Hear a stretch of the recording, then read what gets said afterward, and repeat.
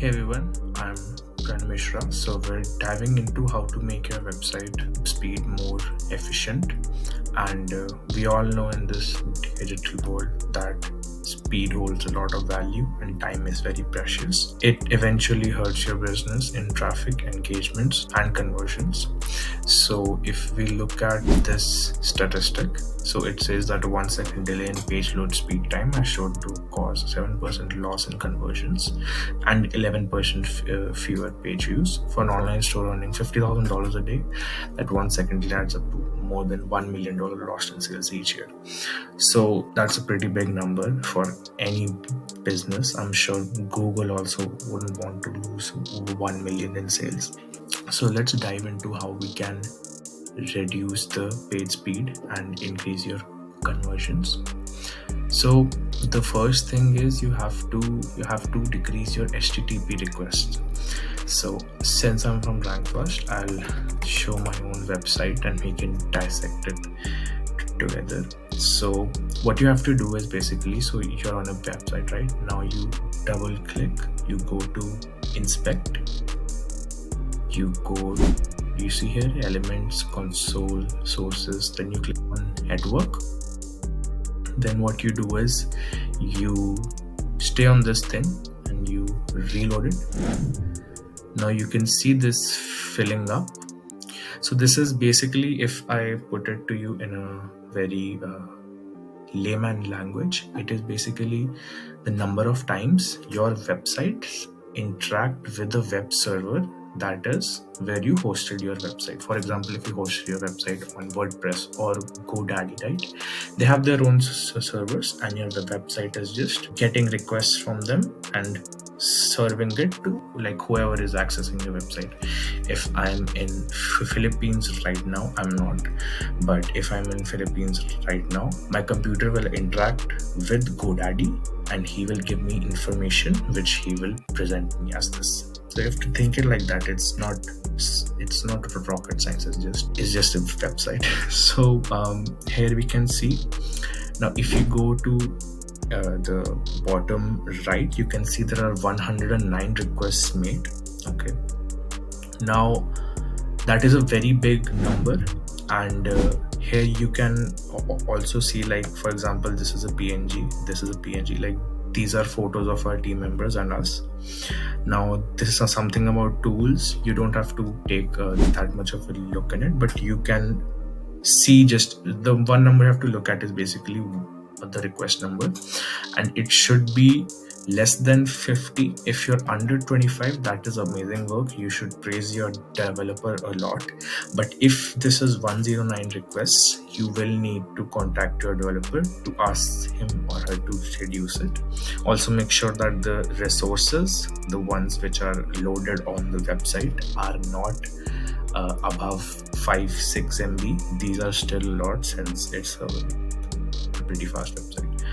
So yeah, and it took 8 seconds, so that is kind of better. But if you look at it, if we go from the incognito, it loads in 1 second, so the speed of the website is good.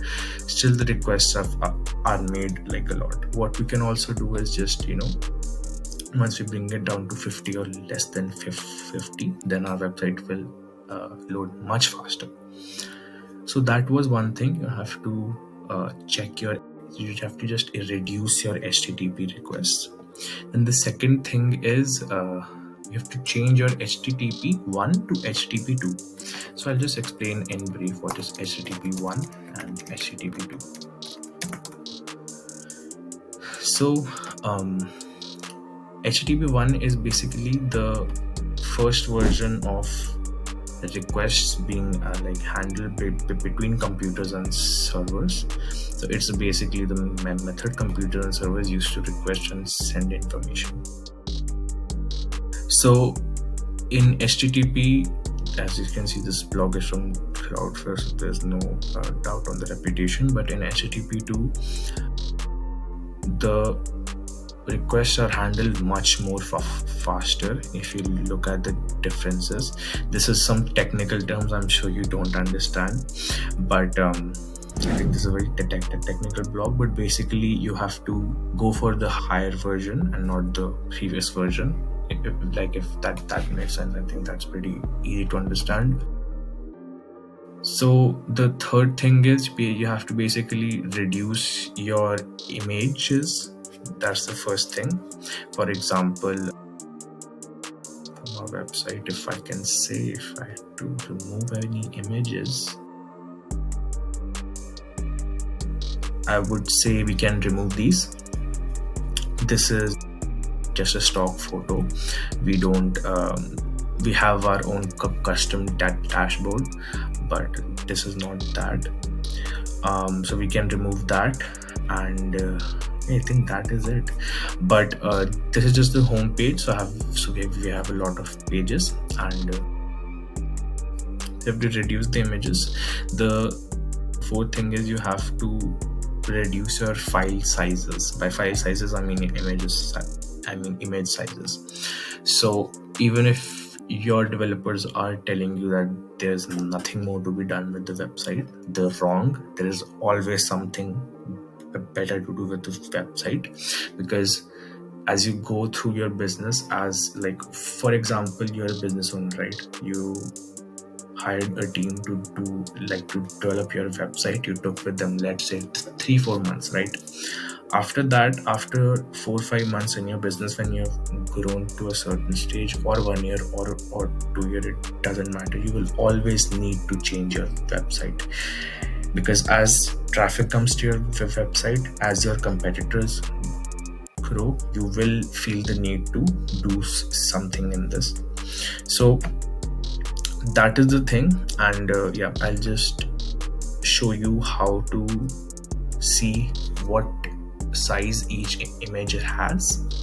So what I did there was I just double clicked, I clicked on inspect, and now we have this image here. What we can do is just hover on the SRC value. Okay, I think equal sign is a pretty easy thing to understand. So SRC is equal to images/treemap. So you can see this image is 161 MB, which is very good. I think that's also content is loading faster, but so 161 MB is 161 KB is very good. I've seen a lot of websites which have their homepage like one image, one big image, 2 MB, 3 MB, and that really diminishes their chances at attracting a user or anything like that. So that is the main crux of the file size. You need to keep it below 200 MB. It has to be as lowest as possible. 10 KB, 15 KB. Now there you have to worry about the quality also, but if you see huge heavy images on your website, please contact your developer to fix it for you. So that was the fourth thing. If you need your website speed improved, you need technical help in your website, anything, if you have any questions with this topic as well, if you want to know more about how we can increase the speed of your website or do anything with the website related, you can just email me at Prahanya@Frankfast, and I'll reply within an hour. I usually take an hour, I think. But that's it.